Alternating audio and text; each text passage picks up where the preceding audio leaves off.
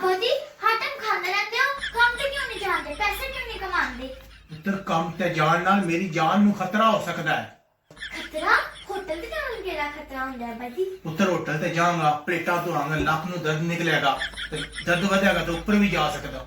ए भी बड़ा खतरनाक काम है। अब्बा जी फिर तुसी मिस्त्रा मजदूरां नाल काम कर लो। ਪੁੱਤਰ ਮਿਸਤਰੀ ਮਜ਼ਦੂਰਾਂ ਨਾਲ ਜਾ ਮੈਂ ਬਿਲਡਿੰਗ ਤੇ ਕੰਮ ਕਰਾਂਗਾ। ਪਤਾ ਕਿਤਨੇ ਹਾਸੇ ਹੁੰਦੇ ਨੇ, ਮੈਂ ਉੱਪਰੋਂ ਮੈਂ ਢਹਿ ਸਕਦਾ ਤਾਂ ਅੱਲਾ ਮੀਆਂ ਨੂੰ ਪਿਆਰਾ ਹੋ ਜਾਣਾ। ਇਹ ਬੜਾ ਰਿਸਕੀ ਕੰਮ ਹੈ। ए भी बड़ा खतरनाक काम है। तुसी ये काम किया करो, तुसी टैक्सी चला।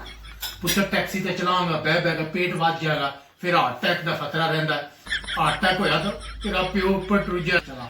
ए भी बड़ा खतरनाक काम है। अब्बा जी ਤੁਹਾਨੂੰ ਕਿਚਨ ਵਿੱਚ ਖਾਣ ਨਾਲ ਵੀ ਖਤਰਾ ਹੋ ਸਕਦਾ ਹੈ। ਇਸ ਕਿਚਨ ਵਿੱਚ ਬਹਿ ਕੇ ਖਾਣ ਨਾਲ ਮੇਰੀ ਜਾਨ ਨੂੰ ਪੁੱਤਰ ਕੀ ਖਤਰਾ ਹੋ ਸਕਦਾ? अब्बा जी चूल्हा भी फट सकता है, अगर सिलेंडर फट गया तो फिर तुसी